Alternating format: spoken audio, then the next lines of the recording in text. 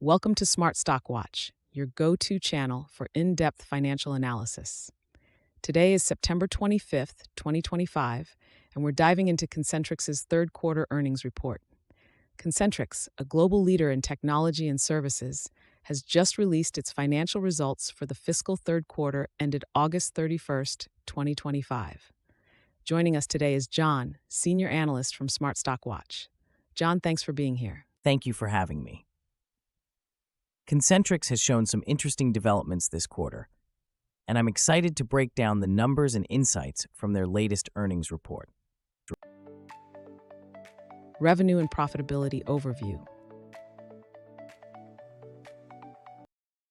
Let's start with the top line. Concentrix reported a revenue of $2.48 billion for Q3 2025, marking a 4% increase year over year. John, can you elaborate on this growth and its implications? Absolutely. The revenue growth is a positive sign, especially as it exceeded the company's guidance. This increase is driven by strong demand for their integrated solutions, which aligns with their strategic focus on business transformation solutions. However, it's important to note that while revenue increased, operating income decreased by 4% to $147 million, indicating some pressure on margins. That's a significant point.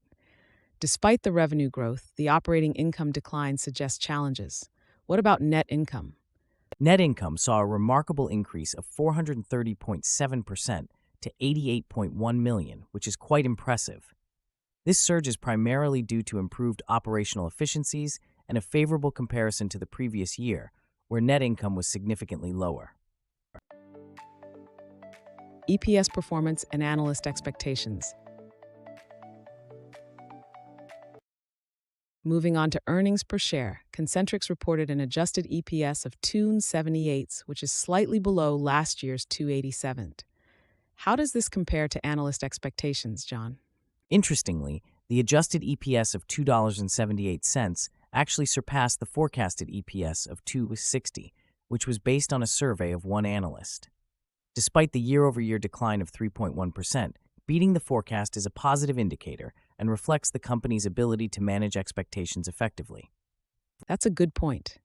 Beating the forecast, even with a slight decline, can still be seen as a positive outcome. Strategic initiatives and shareholder returns. Concentrix has also made some strategic moves regarding shareholder returns. Can you tell us more about their dividend and share repurchase activities? Certainly. Concentrix increased its quarterly dividend to $0.36 per share, reflecting their commitment to returning value to shareholders.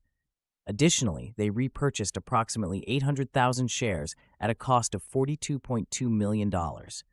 Overall, they are on track to return more than $240 million to shareholders in fiscal 2025 through dividends and share repurchases. That's quite a commitment. What did the CEO have to say about the company's performance and strategy? Chris Caldwell, the president and CEO, emphasized their strong position as a trusted provider of business transformation solutions. He highlighted their growth momentum and alignment with client needs, which are driving positive business outcomes and long-term value for both clients and shareholders. Operational efficiencies and future outlook. Let's discuss operational efficiencies and the future outlook. How is Concentrix performing in terms of cash flow and future revenue expectations?